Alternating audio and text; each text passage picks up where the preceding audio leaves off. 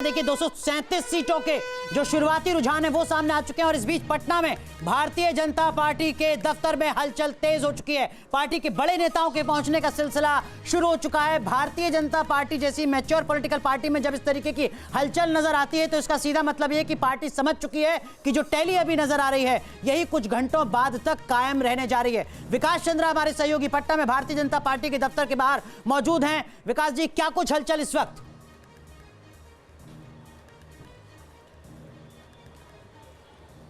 जैसे जैसे रुझान का आंकड़ा बढ़ रहा है अनुराग, वैसे वैसे बीजेपी कार्यकर्ताओं का बीजेपी ऑफिस में पटना में पहुंचने का सिलसिला शुरू हो गया है। बीजेपी के नेता पहुंचने लगे हैं। जो बीजेपी के प्रदेश अध्यक्ष हैं वो बीजेपी दफ्तर में आकर बैठ गए हैं और अपने कार्यकर्ताओं से बात कर रहे हैं। और आप जानते हैं कि बीजेपी का बहुत बड़ा नेटवर्क है। सभी बूथों से सीधे जानकारी बीजेपी के द्वारा यहाँ जो कंट्रोल रूम बना है, जो वार रूम बना है, उसमें जानकारी मंगाई जा रही है कि कहाँ की क्या स्थिति है। हालांकि जो जानकारी मुझे मिली कि अभी अपने नेताओं और कार्यकर्ताओं को रोका गया है कि किसी भी तरह जश्न न बनाएं, क्योंकि पीछे का एक्सपीरियंस अच्छा नहीं है। लेकिन फिर भी कार्यकर्ताओं का जमावड़ा यहां होने लगा है, आ रहे हैं और उत्साह काफी बीजेपी में देखा जा रहा है। तस्वीरों के जरिए आपको एक दिखाना चाहता हूं कि एक बहुत बड़ा सेट बनाया गया है बीजेपी की तरफ से।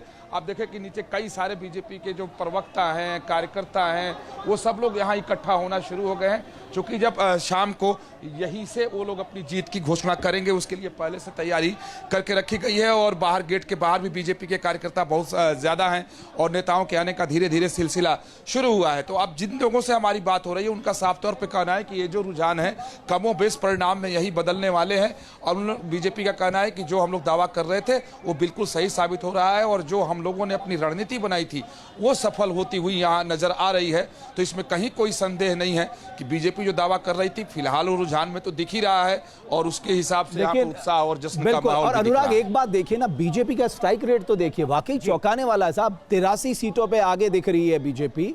और 20 साल के सत्ता के बाद, आप सोचिए 20 साल सत्ता के बाद जब हम ग्राउंड में घूम रहे थे हम चर्चा कर रहे थे अगर ये 7-8 सीटें और आगे बढ़ जाती है बीजेपी तो ये बिहार में भारतीय जनता पार्टी का अब तक का सबसे शानदार प्रदर्शन होगा। 2010 में 91 सीटें जीती थी, 83 सीटों पर भारतीय जनता पार्टी आगे चल रही है। बिल्कुल। और ये वाकई अग्रवाल साहब, ये तो बहुत जबर, ये जो वोट प्रतिशत बढ़ रहा था इसको लेकर हर कोई पॉलिटिकल पंडित चर्चा कर रहा था, ये दिख रहा है ये आपके पक्ष में आया करके।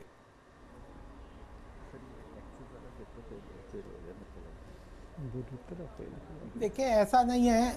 अगर एनालिसिस करते हैं तो वोट प्रतिशत जो बढ़ा है वो इस कारण भी है कि बहुत सारे फेक वोटर्स जो थे उनको एसआईआर ने उस लिस्ट से उनका नाम अलग कर दिया है।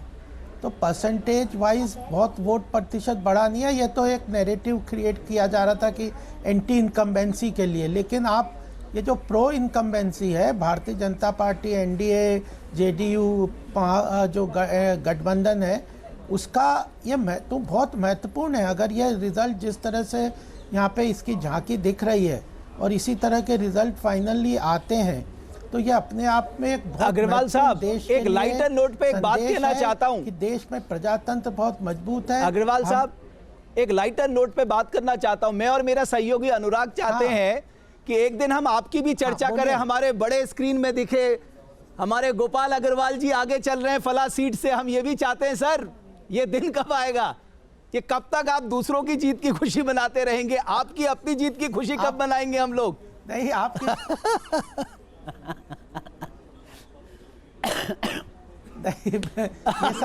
ये तो देखिए, प्रजातंत्र में जनता सुप्रीम है। जब जनता जिस तरह से आगे जिसको लेके जाती है, कुछ ग्रह नक्षत्रों का भी खेल होता है शायद के संदर्भ में। लाल बिहारी जी बताएंगे। लेकिन रमेश, अनुराग, एक चीज मैं कहना चाहूंगा, गोपाल अग्रवाल जैसे लोग बहुत कम है राजनीति में, इतने सीजन्ड व्यक्ति, इतने और हमेशा मुस्कुरा के मिलते हैं, इनसे बहुत कुछ सीखने की जरूरत है।